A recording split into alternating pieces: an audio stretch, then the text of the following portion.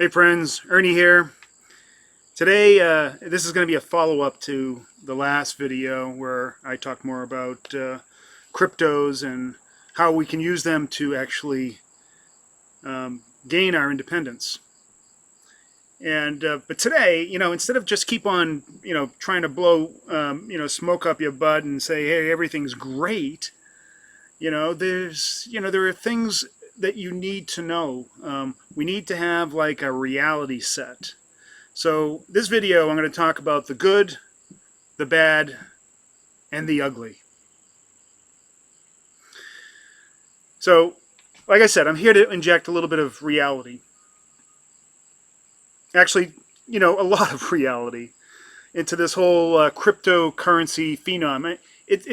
It's not all a bed of roses. And like any new burgeoning technology, there's always going to be some problems as well as opportunities. And there's a lot of good, and then there's also plenty of bad. So let's start out with the good.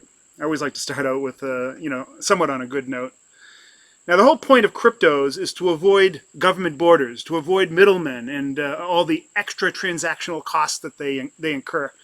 As well as it brings to us this level of security that we've never seen before that will truly make us independent.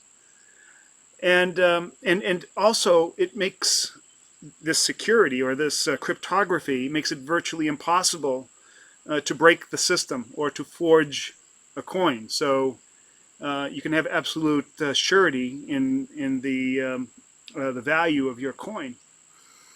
And with the advent of Ethereum is the kind of a crypto coin that also has smart contracts, which is very key. A whole new realm has emerged where we go way beyond these virtues, and that's to do much more complicated transactions through these things called smart contracts.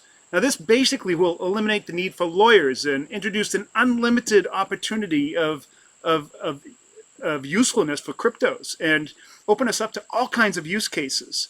And I'm going to direct you to my website, juntocoin.com, and I'm talking about these things, and I curate articles about these types of opportunities all the time, and it's really incredible. Now, there's one more thing about blockchains and their distributed nature. They're incredibly resilient. Now, I've had a few people in the comments section say, yeah, these coins are all okay until we have like an internet blackout. and while, I guess, it's possible that we have a worldwide internet blackout, I find that, slightly implausible. But let's just take that as a potential problem. I mean, even if there was some kind of catastrophic failure of the network across the entire internet, you'd only need one blockchain on one node or one computer to survive, and then the entire system would be back up and running. That's the truth. I mean, the only way to kill a blockchain would be to kill every computer and network holding a blockchain node around the world simultaneously. So even if Kim Jong-un decides to, lob over an EMP device, which can only detonate in a local area, it could not bring down the blockchain unless he was able to set off EMPs and carpet the entire globe simultaneously. Then I guess it's possible. Highly unlikely. You've got to use Occam's razor here when you're thinking up these scenarios. All right, so now for the bad.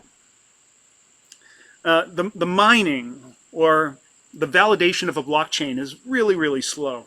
I mean, there's an incredible lag. So blockchains are extremely inefficient. So this makes Bitcoin kind of inconvenient to, say, buy coffee or groceries or go get some gas, where we're normally used to immediate confirmation of our transaction by giving a cash or a credit card. Now, another bad is that transactions can be seen by anyone. Now, you can't see who is actually involved in the transaction because they're just represented by this long cryptographic address. But it's been shown through various forensics that some transactions could, in fact, be traced back to the source. It's highly unlikely, but it can be done. Now, blockchains, for that very point, they're not inherently anonymous, no matter what people have told you. All right. But there are ways around this. I mean, really simple ways. You can use a different address every time you make a transaction, and that will make you virtually impervious to any kind of forensics. It would be very difficult for anybody, even if you only used a couple addresses, but you could use a different address for every transaction. Now, here's another thing. To get Bitcoins or any other crypto coins, you have to go to an exchange.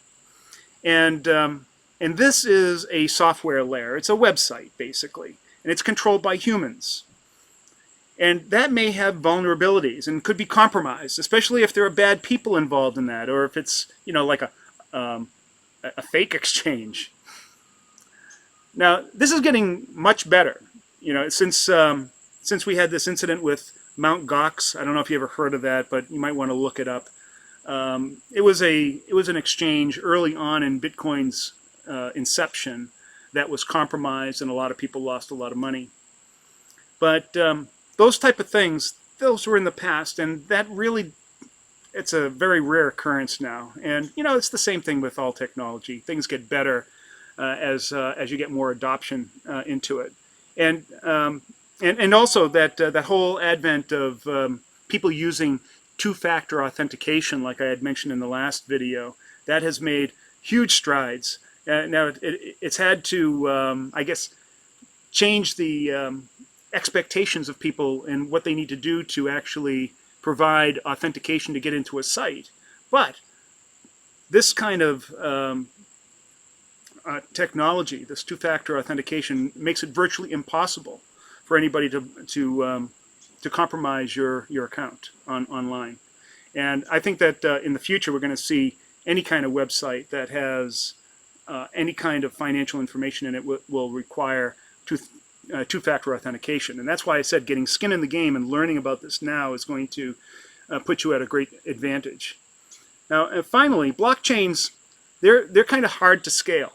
And the reason for this is that we give up performance to get the things that we want, like security and trust and no middleman taking a cut and no interference with government. And we pay for this in terms of the computational tasks that are involved in trying to validate blockchains. I mean, it takes a lot of computing power. And so that takes a little bit of time. And so that translates into slower transaction speeds. But, this is all evolving. And these problems are getting solved. And new improved blockchains and cryptos and smart contracts, in the same way problems were solved when the internet first came on the scene back in the early 1990s. Now, there's another class of coins that are coming out besides Bitcoin. Bitcoin isn't the whole universe here. There are all kinds of other coins that are coming out. I had mentioned Ethereum, and I also mentioned Litecoin. All these other coins, there are literally 1,000 other projects that are going on and more. The market refers to these as altcoins. The reason why I think that they're good, and I'm going to provide a counter to this, so don't worry, is that they're made in the pursuit of addressing thousands of different potential use cases that will eventually revolutionize the way that we do transactions and we interact with our finances and the way we do a lot of things that are even outside of finances, contracts, for instance. And in doing so, in developing these other altcoins, they are solving a lot of those bad problems that I talked about. Now, this is an interesting thing. Creating a new coin, it's pretty simple.